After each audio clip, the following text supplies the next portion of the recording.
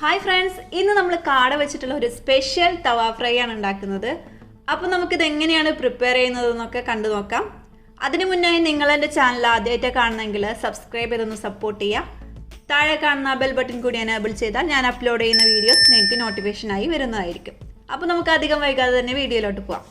അപ്പോൾ ഈ ഒരു ഡിഷ് ഉണ്ടാക്കാൻ വേണ്ടി ഞാനൊരു 10 കാടയാണ് ഉപയോഗിക്കുന്നത്. അത് നല്ലതുപോലെ കഴുകി വൃത്തിയാക്കി വെച്ചതാണിത്. ഇനി നമുക്കിത് മാഗ്നേറ്റ് ചെയ്തെടുക്കാം. അതിനുവേണ്ടി 1/2 ടീസ്പൂൺ മഞ്ഞൾപ്പൊടി, 1 ടീസ്പൂൺ ഗരം മസാല, 1 ടീസ്പൂൺ കുരുമുളക് പൊടി. കുരുമുളക് പൊടിയൊക്കെ നിങ്ങളുടെ എരിവിനനുസരിച്ച് കൂട്ടുകയും കുറയ്ക്കുകയൊക്കെ ചെയ്യാവുന്നതാണ്. 1/2 ടീസ്പൂൺ പെരിഞ്ജീരകം പൊടിച്ചത്, 2 ടീസ്പൂൺ മുളക് പൊടി,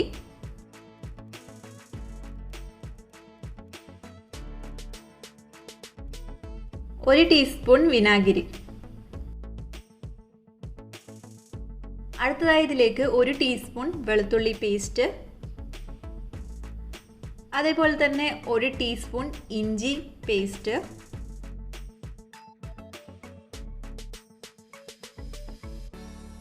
അടുത്തതായി ഇതിലേക്ക് 2 ടീസ്പൂൺ തൈര്,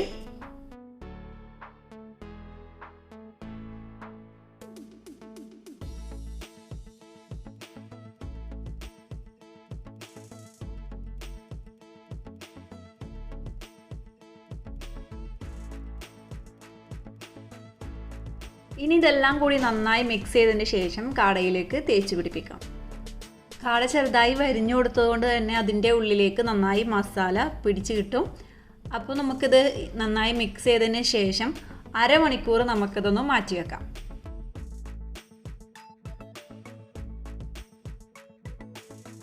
ഇനി ഒരു പാൻ വെച്ച് നന്നായി ചൂടാവുമ്പോൾ അതിലേക്ക് ഫ്രൈ ചെയ്യാൻ ആവശ്യത്തിന് ഓയിൽ ഒഴിച്ചു കൊടുക്കാം. നിങ്ങൾക്ക് ഇതിനു വേണ്ടി സൺഫ്ലവർ ഓയിലോ അല്ലെങ്കിൽ കോക്കനട്ട് ഓയിലോ യൂസ് ചെയ്യാവുന്നതാണ്.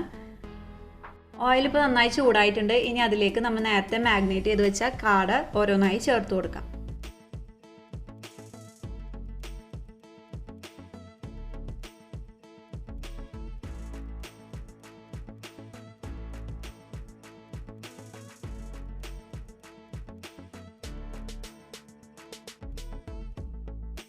ഞാനിപ്പോൾ ഇതിൻ്റെ മുകളിലായിട്ട് കുറച്ച് കറിവേപ്പിലയും കൂടി ചേർത്ത് കൊടുക്കുന്നുണ്ട്. അപ്പോൾ നല്ല ഫ്ലേവറും കിട്ടും. അതുപോലെ തന്നെ ഇത് പാനിൽ ഒട്ടി പിടിക്കാതെ നമുക്ക് കിട്ടുകയും ചെയ്യും കേട്ടോ.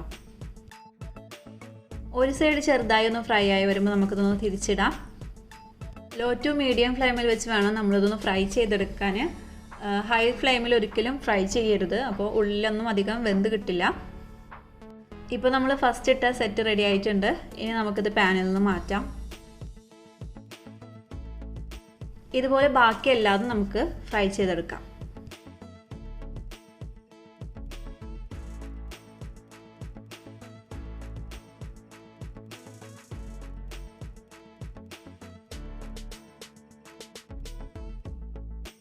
ഇനി ഒരു പാൻ വെച്ച് ചൂടാകുമ്പോൾ അതിലേക്ക് 2 ടീസ്പൂൺ വെളിച്ചെണ്ണ ചേർത്ത് കൊടുക്കാം. വെളിച്ചെണ്ണ ഒന്ന് ചൂടായി വരുമ്പോൾ അതിലേക്ക് 2 മീഡിയം സൈസ് സവാള കനം കുറച്ച് അരിഞ്ഞത് കൂടി ചേർത്ത് കൊടുക്കാം. ഇതിലേക്ക് ആവശ്യത്തിന് കറിവേപ്പില ചേർത്ത് കൊടുക്കാം. കറിവേപ്പില ചേർക്കുമ്പോൾ നല്ലൊരു ഫ്ലേവറാണ്. ഇനി നമുക്കിതൊന്ന് ചെറുതായി ഒന്ന് വഴറ്റിയെടുക്കാം. നന്നായി വഴണ്ട് പോവൊന്നും വേണ്ട, കുറച്ചൊന്ന് വഴണ്ട് കിട്ടിയാൽ മതി.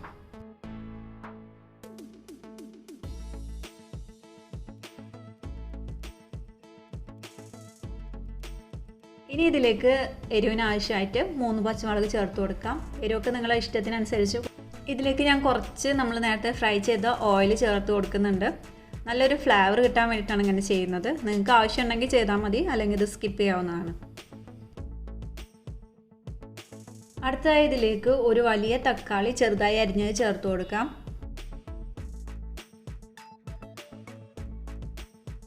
തക്കാളി ഒന്ന് ചെറുതായി വഴണ്ട് വരുമ്പോൾ അതിലേക്ക് 1/2 ടീസ്പൂൺ മുളക് പൊടി ചേർത്ത് കൊടുക്കാം.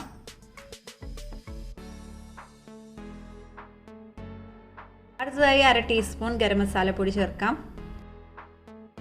ലോ ഫ്ലെയിമിൽ ഇട്ടതിന് ശേഷം മാത്രം പൊടികളൊക്കെ ചേർത്ത് കൊടുക്കുക, അല്ലെങ്കിൽ ഇത് പെട്ടെന്ന് കരിഞ്ഞു പോകാൻ ചാൻസ് ഉണ്ട്. പൊടികളുടെ പച്ചമണമൊക്കെ ഒന്ന് മാറി വരുമ്പോൾ അതിലേക്ക് നമ്മൾ നേരത്തെ ഫ്രൈ ചെയ്ത് വെച്ച കാട ചേർത്ത് കൊടുക്കാം. കാട നമ്മളൊരു 1/4 ഭാഗമാണ് വേവിച്ചെടുത്തിട്ടുള്ളൂ. ബാക്കി നമുക്ക് ഈ ഒരു സമയത്ത് കുക്ക് ചെയ്തെടുക്കാം. കാട ചേർത്ത് കൊടുത്തതിന് ശേഷം ഇനി ഇതെല്ലാം കൂടി നമുക്കൊന്ന് മിക്സ് ചെയ്തെടുക്കാം. ലോ ഫ്ലെയിമിൽ വെച്ച് ഒരു 10-15 മിനിറ്റ് വരെ നമുക്കിതൊന്ന് കുക്ക് ചെയ്തെടുക്കാം. ഇപ്പോൾ നമ്മുടെ ഡിഷ് റെഡി ആയിട്ടുണ്ട്. ഇനി അവസാനമായി നമുക്കിതിൻ്റെ മുകളിലേക്ക് കുറച്ച് മല്ലിയില ചെറുതായി അരിഞ്ഞത് കൂടി ചേർത്ത് കൊടുക്കാം. ഇപ്പോൾ നമ്മുടെ വളരെ ടേസ്റ്റി ആയിട്ടുള്ള കാട തവ ഫ്രൈ റെഡി ആയിട്ടുണ്ട്. അപ്പോൾ ഇതെല്ലാവരും ഒന്ന് ട്രൈ ചെയ്ത് നോക്കുക. ഇത് കഴിക്കാൻ വളരെ ടേസ്റ്റിയാണ്, ഉണ്ടാക്കാൻ വളരെ എളുപ്പമാണ്. അപ്പോൾ ഇന്നത്തെ വീഡിയോ എല്ലാവർക്കും ഇഷ്ടപ്പെട്ടു എന്ന് വിചാരിക്കുന്നു. ഇഷ്ടപ്പെട്ടാൽ ലൈക്ക് ചെയ്യാനും നിങ്ങളുടെ അഭിപ്രായങ്ങൾ കമൻറ്റ് ചെയ്യാനും ഈ വീഡിയോ മറ്റുള്ളവർ കാണണമെന്ന് നിങ്ങൾ ആഗ്രഹിക്കുന്നുവെങ്കിൽ ഇത് ഷെയർ ചെയ്യാനും മറക്കരുത്. അപ്പോൾ നമുക്ക് ഇനി ഇതുപോലുള്ള നല്ല നല്ല വീഡിയോസ് ആയിട്ട് വീണ്ടും കാണാം. താങ്ക്